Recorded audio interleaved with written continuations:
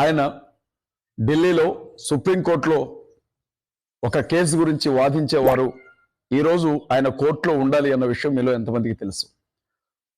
2020 సంవత్సరంలో ప్రవీణ్ పగడాల గారు భారతదేశంలో మత స్వేచ్ఛకు వ్యతిరేకంగా క్రైస్తవుల మీద ముస్లింల మీద ఉక్కుపాదం మోపుతూ ఉత్తరాది రాష్ట్రాల్లో వచ్చిన బలవంత మత మార్పిడి నిరోధక బిల్లులకు వ్యతిరేకంగా సుప్రీంకోర్టులో ఒక కేసు ఫైల్ చేశారు.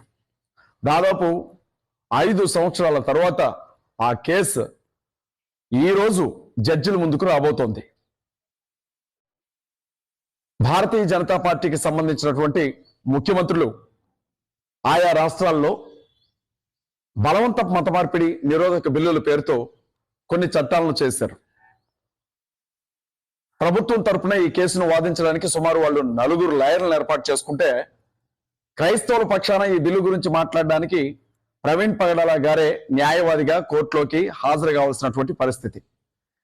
మీకు తెలుసు, బలవంత మత మార్పిడి నిరోధక బిల్లు పాస్టర్లకి బాప్టిజం ఇచ్చే అవకాశం లేదు. ఎవరైనా బాప్టిజం తీసుకోవాలనుకుంటే 2 నెలలు ముందుగానే ఎంఆర్ఓ గారికి అప్లికేషన్ పెట్టుకోవాలి. స్వార్థ సభలు జరపడానికి వీల్లేదు, బైబిల్ పట్టుకుని వీధుల్లో తిరగడానికి వీల్లేదు, చర్చిల మీద మైకులు పెట్టడానికి వీల్లేదు, ఇళ్లలో ప్రార్థనలు జరుపుకోవడానికి వీల్లేదు. ఎవరైనా ఒక వ్యక్తి పలానా పాస్టర్ గాని పలానా క్రిస్టియన్ గాని నన్ను బలవంతంగా మతం మార్చడానికి ప్రయత్నించాడు అని చెప్తే ఆ వ్యక్తిని నాన్ బెయిలబుల్ కేసు కింద అరెస్ట్ చేస్తారు. మొన్నటి వరకు కూడా 20 సంవత్సరాల జైలు శిక్ష అన్నారు. ఇప్పుడు ఏకంగా దాన్ని మరణ శిక్షగా, మత మార్పిడికి ప్రయత్నించినటువంటి పాస్టర్స్ కి మరణ శిక్షగా దాన్ని మార్చారు. 10 లక్షల రూపాయల జరిమానా అన్నారు. ఉత్తరాది రాష్ట్రాలన్నింటిలో కూడా దాదాపు ఈ బిల్లు వచ్చేసింది. అలాంటి బిల్లు ఇవాళ చాలా మంది పాస్టర్స్ ని ఎంత దారుణంగా జైళ్లలో ఆడుకుంటున్నారు అని అంటే, గ్యాంగ్స్టర్స్ మీద పెట్టే కేసులు కూడా పెట్టారు. ఈ బిల్లులను తీసుకొని వచ్చి ఎంతో మంది పాస్టర్స్ ని క్రైస్తవుల్ని జైళ్లలో పెట్టేశారు. సువార్త సభలు ఆగిపోయాయి, బహిరంగ సభలు ఆగిపోయాయి, సువార్త పరిచర్య ఆగిపోయింది. దైవజనులు ఇళ్లలోంచి బయటికి రావాలంటేనే భయపడుతున్నటువంటి పరిస్థితి.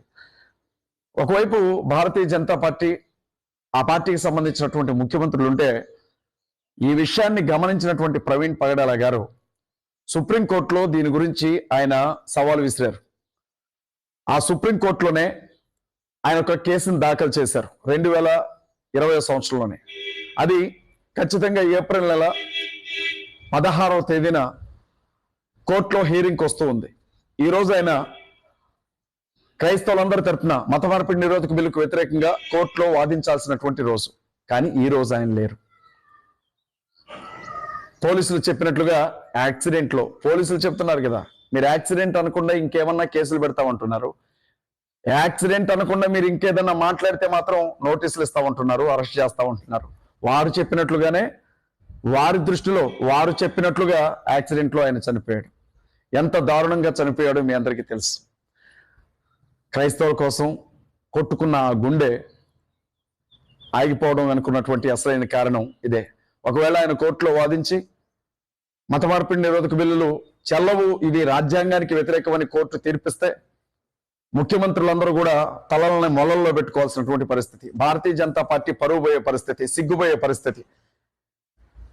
ఒక పెద్ద వ్యవస్థని, ఒక రాజకీయ పార్టీని, ముఖ్యమంత్రుల్ని ప్రవీణ్ పగడాల గారు ఢీకొట్టాలని చూశారు క్రైస్తవుల పక్షాన. ఫలితంగానే ప్రవీణ్ పగడాల గారి మరణం జరిగింది. ఇక ఏం జరుగుతుందో మీ అందరూ ఊహించగలరు. ఆయన మరణం వెనుక ఏం జరుగుతుందో మీ అందరూ కూడా ఊహించగలరు. ఇదే ఆయన డెత్ మిస్టరీ. ఆయన ఈరోజు 16వ తేదీ సుప్రీంకోర్టులో ఉండాలి, కానీ ఇప్పుడు చనిపోయి సమాధిలో ఉన్నారు. ఆ కేసులో కానీ ఆయన గెలిస్తే ప్రపంచం ముందు బీజేపీ ముఖ్యమంత్రుల పరువు పోయేది.